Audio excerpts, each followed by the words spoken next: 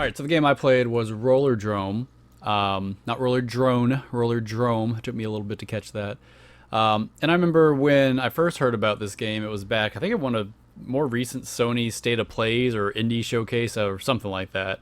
And initially I saw it and I was like, okay, whatever. And that's kind of where my attitude sat on it till um, which video was? I think it was a Skillet review, I'm sure. You Which said something about Tony Hawk and Dome or a Doom. And do yeah, like here's the thing, like I like a lot of Skillup's videos. I'm not that I necessarily agree with every review point that he says. I've definitely disagreed with him before, but I found at least a majority of the time there's some at least similar rationale for why he likes games. So I typically take his review suggestions, I'm sorry, as something that is more than likely going to appeal to me in some way, shape, or form. So when he was going through his review, he mentioned this was the most Tony Hawk game he's played since Tony Hawk, which I love Tony Hawk, so that was kind of the first big check for me.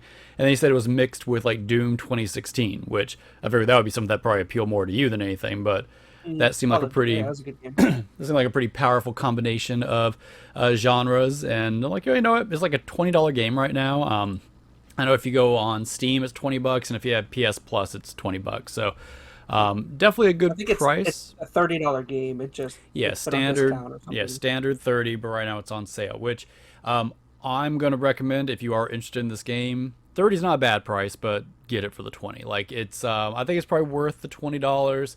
The 30, I think, is really going to depend on what you're looking for out of this It game. kind of looks very much like what was that game on the OG Xbox and You're Dreamcast? thinking of Jet Set Radio. Jet Set Radio. It's That's what I'm not like thinking. Jet Set. Like the somewhat cell shaded aesthetic, I think, is what attributes to that, but it really doesn't play anything like Jet Set. Yeah. Um, I don't know. So I'm trying to think of the best way to kind of phrase this. So his I'll be honest. rationale. From what I'm seeing, is it looks very kind of basic. Like it looks fun, but I mean, It's more complex than you think. Like I don't want to downplay this game. Let me say what I like about it. mm, It is definitely when you figure out the systems, it's a fun, basically dance of kind of having you move around, select the right weapon, attack certain enemies. So every enemy has to be taken out a certain way. And basically, you have to figure out the best way to approach each enemy. Like your goal would be to when you go up to an enemy, you want to kill it, like first try. mhm. But the problem is if you don't plan out your pass right, or however you want to phrase it, it's hard to do that. Not every enemy can be taken down with a single pass if you don't use the right combination of environmental hazards or gun types or whatnot. So there's a lot of very last minute or quick second decision making that's taking place throughout that. And when everything kind of clicks together and you're able to kind of flow through the game and choose the right weapon, hit the right point, jump across the right whatever, that does feel really good. And I think that's what Skillup was trying to get at when he was like, this feels like a Tony Hawk game, because I think maybe not most people, but I know his rationale for attributing this to Tony Hawk was it's like coming up with that perfect line. Like you're going through the game and you're, hitting each, what do you want to call it, each trick or each trick obstacle, and everything just connects together and flows to make this perfect, seamless kind of run or interaction. And you kind of get that from this game. So I definitely understand his perspective on it. For me, though, like this game actually has a high level of challenge. Like it's not a easy game by any means. Like I said, making those quick second decisions and trying to figure out what to do. And this game gets crazy hectic towards some of the later sections. You got like 6 different enemy types and tanks and stuff flying at you, and sometimes you're just jumping around for your life trying to stay alive. And I found that during those moments, I wasn't enjoying myself as much. It felt too tense. But for me, when I think of Tony Hawk, it's not just that making of the perfect line where it's like connect this trick to this trick to this trick. Maybe it's because of the Mhm. time I played it, but for me, Tony Hawk was this very kind of casual zen like experience, if that makes sense. Like kind of chilling out, listening to some 90s, early 2000s, pop punk and whatnot, and then just casually jumping around off buildings, making these lines and whatnot. So the casual aspect of it is, I think, what I was missing from it. This game adds just this difficulty level that makes you tense throughout the whole thing. So I mean, sure, when you find that perfect line, everything clicks and you're on a good run, yeah, I guess I feel that Tony Hawkness to it. But other than that, I was kind of stressed through certain levels of it. I didn't have a terribly difficult time getting through the game. I beat the main campaign. I started the new game plus just kind of get taste for it. But I don't know, the difficulty, if anything, has turned me off to it. Like, I don't feel like I'm going to come back to this and play it from a casual standpoint. And if that's what you're looking for out of this game, like you're expecting this to be like a casual pick up and play Tony Hawk session, I don't know if everybody's going to get that. It's a solid game. I think maybe my expectations got gauged differently after watching that review. I was expecting more Tony Hawk, and I feel like I got more. I don't even want to say I got more Doom, because besides the very aggressive combat, I'm not sure if I would really attribute this straight to Doom. I don't know. You mentioned it. Is this game heavy on the narrative, or is it No, pretty simple? there is a narrative. It's one of those, like, after you get past so many levels, it's got a segment where you walk through certain environmental sections and you pick up little story items. Honestly, it's kind of like Returnal in that way. Like, you'd have the house sections periodically where you could go through and there'd be very little story you could be given there, or you could take time and look at all the little papers and books that are floating around and glean little lore and pieces of information from stuff. And that's what this game is like. Less so. It doesn't have a huge narrative by any means, but there's some interesting stuff there about basically corporations running this blood sport and like the politics behind it. And I don't know, kind of, it was interesting, but definitely not the sticking point for this game. So I mean, Sorry, I was looking up this developer, and they have a handful of games, but nothing really notable. I mean, I see Ollie Ollie and Ollie World. Those are the only ones I feel like I've heard of, which I believe those were like skating games too, of some sort.